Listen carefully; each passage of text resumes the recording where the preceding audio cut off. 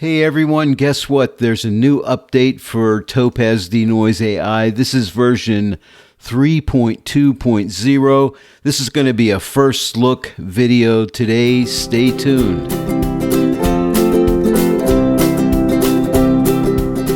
Hello everyone and welcome to the Joy of Editing with Dave Kelly. Yeah, we're going to look at that new update for Topaz Denoise AI version 3.2.0. I have three images I'm going to throw into it today. I'll batch process them out using my typical Lightroom workflow.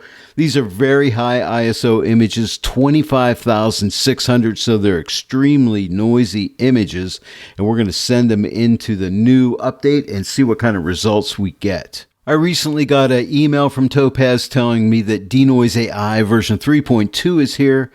It has improved color and tone processing for RAW and DNG files, improved metadata support, and performance and UI improvements. So that's all good information. Up on the screen now is the changelog for the new version 3.2. Major changes have been made, like added better handling for raw color support, added metadata support for CR3 and HEIC files, updated installer framework. You may want to pause the video and read through some of these things. There's been some fixes, some minor changes, some new lens correction additions. So that's basically the changelog telling you what's new in this version. Now let's go ahead and check out the new update for Denoise AI. Now I have these three images here shot with my Canon 5D Mark II at the highest ISO setting of 25,600. So I really want to put this new update to the test. Now this is my Lightroom batch processing workflow. After I'm done processing these with Lightroom, we'll look at the results in Lightroom.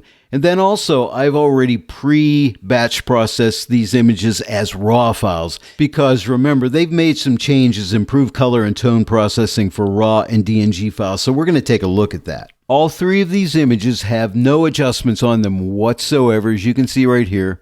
If I go under basic, there's no adjustments, no detail adjustments, no sharpening, no noise reduction. The only thing I do, and this is my workflow, is leave the color defaulted at 25. That's Lightroom's default setting. And I always run my lens corrections on these, remove chromatic aberrations and enable profile corrections. But that's the same for all three of these images. I'm going to go ahead and select all three of these images, and that'll be a Command or Control A. That'll select all three. I'm going to right click and go to Edit in Topaz Denoise AI. If I can find it, where are you? Right here, Denoise AI. We have one choice, and that is to edit a copy with Lightroom adjustments, which we'll choose. File format, I always send my images into Denoise AI as TIFF files. ProPhoto RGB, which is the highest color space. You can also use Adobe RGB if you like, but I prefer ProPhoto RGB.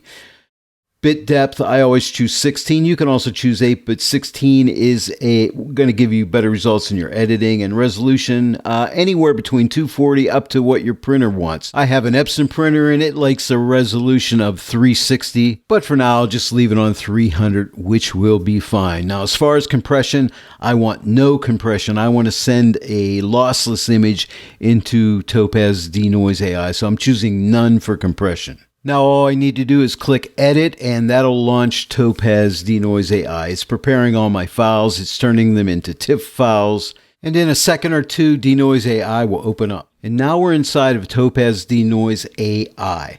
Now remember, all of my images are 25,600, so they're all super high ISOs. So in this batch process, what I want to do is use the same model for all of the images. Now this is very important. What I need to do is, first off, see where it says select all three? Check this, and when you do, all three will get selected. And now when I go through to the different models, watch when I click on standard. Notice how they all say standard. That's very important. If I go to clear, they'll all say clear. But I'm going to start out with standard, and we're going to start doing some pixel peeping.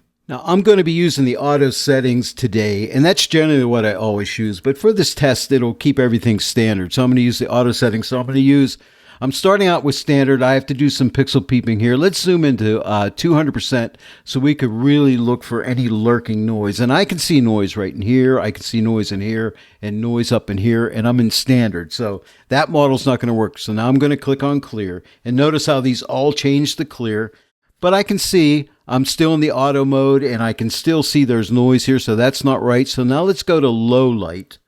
And these all change to low light, and you'll notice I still have noise in here, but let's go ahead and put this on auto because it wasn't on auto. Now it's on auto, but I still see noise in there. So now let's go to severe noise. When I click on severe noise, that's the one. Everything is perfect now. I see no noise whatsoever. And you'll notice these all say severe. I'm happy with all of my settings. The only thing I need to do now is determine if I need to recover any original detail or use any color noise reduction. I'll be honest with you, I don't need color noise reduction because I've used the default setting in Lightroom of 25, so I never really have to mess with color noise reduction. But if I wanted to pull back some of the original detail, I could move this slider to the right and we could start recovering detail. If you go too far, you're going to start bringing noise back in. But I might just recover just a little bit of that original detail, and I think that's good. I'm on a 7 right there. And you notice my settings are noise removal 37, enhanced sharpness at 44, and recover original detail is at 7. Now you'll notice the next two images, they're in the severe mode, but it says, there's a little message here. It says, must preview image to determine auto settings. So when I click this, it's going to determine what those auto settings should be. And you can see the image changed, and the auto settings are different. Now they're still in severe, but they're 36 and 27, but the recovery is still at 7, and that's what I want. But then you can go around and do some pixel peeping and make sure everything looks good, and I highly recommend doing that, because if you don't, sometimes you're going to get caught up with a problem. You're going to have some issues of you miss noise or you have some artifacts because you picked the wrong model. So it's very important that you zoom around and check things out. And that's what I highly recommend you should do. I'm not going to spend too much time here, but you get the point. Do that. And now for the last image, it says must preview image to determine auto settings. So I'll click that one and it'll determine its auto settings. And you notice its settings are different. They're 40, 37, but the recovery of detail is the same, 7. Whenever I change this recovery of detail, it's going to change it for all of them. And again, let's pixel peep. Let's go around and see what everything looks like. And everything looks good. And so I'm set. So select all is selected here. So all these settings all these images are selected. They're all using the severe AI model. They all have their own unique individual settings. And now all I have to do is click apply. And when I click apply, that'll send it back into Lightroom. So I'm going to go ahead and click apply, and I'll let this render out in real time. It's really fast right now. I'm really happy with these new updates. They've really sped up the process of Topaz Denoise AI. I went ahead and put the specs up for my computer so you can see what I'm running and you can compare it to what you're running. And now let's do a little bit of pixel peeping. So what I'm going to do is select my first image, and I am in the library module, and I like to use this XY comparison, which is really nice. So I'm going to click on XY comparison, and it's going to pull up my first two images here. So let me go ahead and zoom in so you can really see. The image on the left is the original raw file. The image on the right is the denoise file. And as you can see, I'm zoomed into 400% there. That's way too much, but you can see there's no noise whatsoever. Let me zoom into, say, 300%, or let's go to 200% so we can really look around here. And I'll just move around. Now, these move in tandem, which is really nice. Hey, look, I got some Christmas tree lights in my weeping cherry tree here.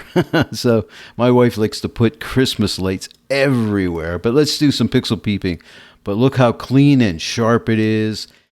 Topaz Denoise AI does a beautiful job, but look at all the beautiful detail I have, and I have literally no noise lurking anywhere. Now let's click on the next two images and see what they look like. And okay, I'm at 200%, so let's go ahead and slide around here and take a look. Look at the detail in this flower here. So the image on the left, again, obviously is the denoised image from Topaz Denoise AI. The image on the right is the original raw file. Looking beautiful, but as you can see, there's no noise whatsoever in this image, and it looks really great. Let's look at the last image here. And by the way, these are not good images by any stretch of imagination. I just shot these images just to show you what Topaz Denoise AI could do with super high ISOs. But look at the detail in there. Isn't that amazing? I mean, no noise, beautiful.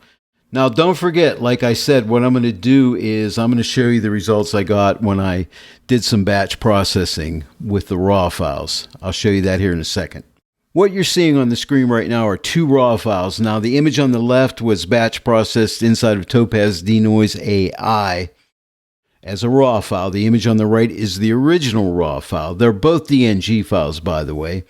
Now, the image on the left is the denoise file. So if I zoom into these, you can see there's no noise in the image on the left, and it's a raw file. The image on the right's the original. Now, let's go to the next two images. The image on the left is the denoised image. It's a raw file. The image on the right's the original. Now, here, remember, Topaz said they've worked on the colors. Like on that first image, I thought the colors were pretty close. On the second image, there's a little bit of blues in here. It's not bad. It definitely is better, but it's not 100% yet, in my opinion. And this is the reason I'm continuing to use my Lightroom batch processing workflow, because it works perfectly for me. And that's what I recommend you use as well. And then here's my last images. The image on the left is batch processed in Topaz Denoise AI as a raw file. The image on the right is the original raw file. And if I zoom in, you can see the image on the right has the noise. There's no noise in the image on the left.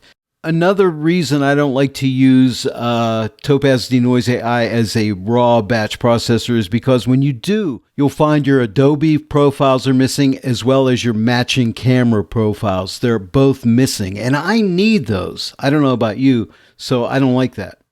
Well, there it is, everyone. That's the latest update for Topaz Denoise AI version 3.2. This was a first look video. Hey, please let me know what you think about this new update. I think it's a really good update. I think the severe noise model looks even better. I'm really happy with these results. You know, ISO 25600 totally removes the noise. Topaz are continually updating and improving these products. They're getting better and better. And this is my favorite denoising software. I don't think there's anything out there that, you know, some of them come close, but you still can't beat Topaz Denoise AI, in my opinion. Let me know what you think. Let me know in the comment section below. If you enjoyed this tutorial today, please give it a like, share it with your friends, and if you're not yet a subscriber to my channel, please subscribe, click that bell notification icon. Then every time I upload a new tutorial, you'll be notified about it. I want to thank each and every one of you for joining me today in the Joy of Editing with Dave Kelly, and I'll see you all right here next time. But until then, happy editing!